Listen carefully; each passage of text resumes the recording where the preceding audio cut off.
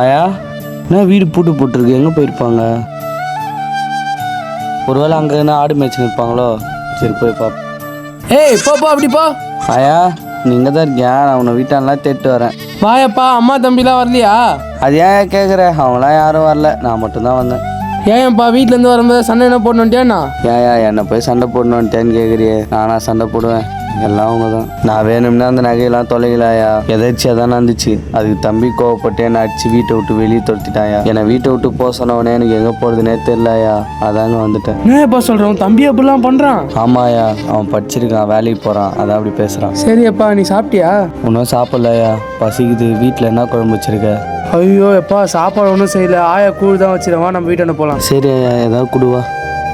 சற்று நேரம் கழித்து ஆயா கூழ் நல்லா சூப்பராக இருந்தது ஐயா, என் வயிறே ரொம்பிடுச்சு. சரியப்பா சரியப்பா. ஆயா இனிமேல் நான் இங்கே தான் இருக்க போகிறேன், எனக்கு ஏதாவது இந்த வேலை கிடைக்குமா?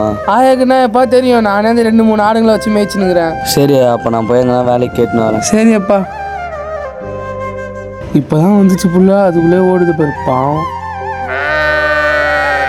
ஏய் கீழே இருங்க கீழே இருங்க. எனக்கு இங்கே எதனா வேலை கிடைக்குமாண்ணா? எனக்கே வேலை இல்லாதனால தப்பா இந்த எருமாடு வாங்கி மேய்ச்சினுக்கிறேன். நீ வேற என் வேலையில் மண் வாரி போட போகிற பாப்பா. இவனுக்கு இங்கே வந்தாவது வேலை கிடைக்குமா கிடைக்காதான்னு அடுத்த பாட்டில் பார்க்கலாம்.